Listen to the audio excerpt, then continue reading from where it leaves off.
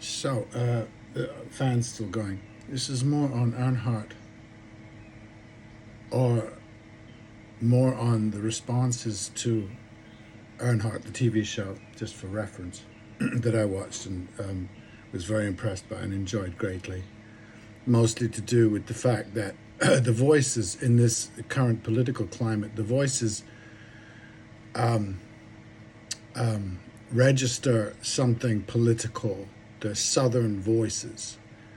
And I was surprised because I haven't lived in the South for 10 years. I did live there for 20 years before the 10 years, 12 years even. And I lived my life. I was working very hard, and I was surrounded by great people. And I found that I missed them, and I missed those voices. Anyway, I don't mean to retread, but it provoked a lot of interesting things in me. So it is a realization and a recognition of how differently I am made. In a sense, there is not a lot of difference between any of us except how we are made, or the balances. And I don't mean constructed, I don't mean parenting, I don't mean upbringing or anything like that, but that somehow by accident we each end up with a set of priorities, and these priorities are reflected in our political views and probably how we engage with life. And I'd really not say anything more about it at this point, but to point out what those differences, how they impact on me as I see them happening. The balance is Jimmy Carr, who's a great British comedian, was asked by one of his guests, and we thought he was going to be funny about it. He was asked by one of his guests what he felt about being a father. And he says, being a father, well, he said he was fine not being one. He was in his early 40s, and he was successful and had lots of money, and all the important things in his life. Very successful, and he didn't until he had a child. So presumably he wasn't one of these people who said, "Oh, gotta have a child." He had a child, and then he said that he realized that he'd left one life that he lived, and he'd entered another life, a different life, and that the new life was more of a life. It was on a higher level. It was more profound and deeper, and I believe him. Now, I'm not a father.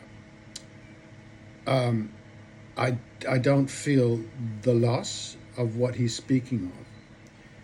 I tried other things, to do other things with the void that presumably childlessness has left. And being a parent is an archetype, so I think, yes, it's quite a significant void. Not all fathers are Jimmy Carr. He is capable of this realization, for one thing. That's my take anyway, and the realization is very significant, his realization. I recommend him as a watch. Very funny, and is capable of saying things like that about parenting. And by the way, I don't think this makes him a good dad. Maybe there's no such thing as a good dad. Or maybe there's just a bad dad without an opposite. If it fills him, he will be a deeper human being because he's a father, for fatherhood. He is getting the gift. The child should get its gifts elsewhere. He will certainly help. To be good is to not hinder, I suppose, in these situations. But my own thoughts about growing up is that you really need to be left alone to do it properly, and that's what a good parent does. Be warned.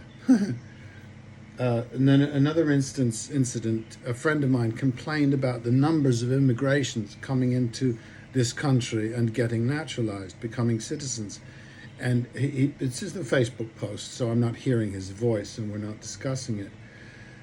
But he apparently has 800,000 naturalized citizens per year. And he then makes a strange Freudian slip by saying that's 16,000 a month. No, it's 16,000 a year per state. So, and 732,000 children are born every year per state. My point is not really that. All I would have to say about immigration myself is that I like them. That's it. I like people from other places. I've lived amongst people from places other than where I came from my whole life. So I am made differently. There's no judgment here at all. There's absolutely no judgment. It's just I have to realize that that's the base that I'm starting from.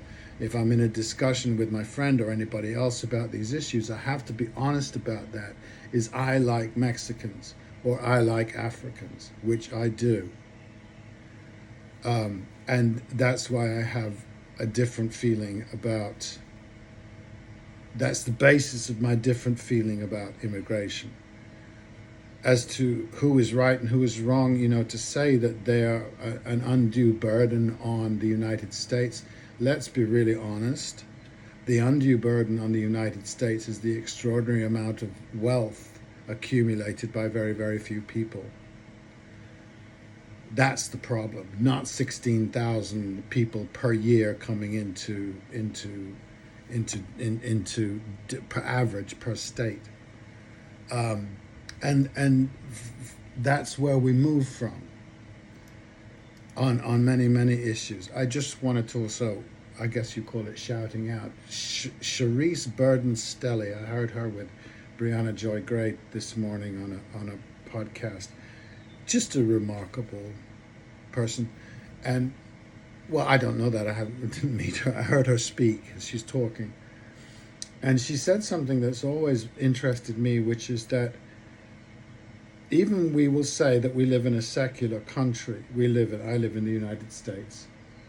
And there's I was born in a secular country in England, which has a Church of England. But, even if we say that we're not religious, we are still deeply, deeply influenced by that philosophy, the philosophy of Christianity, basically the philosophy, as far as I can tell, of the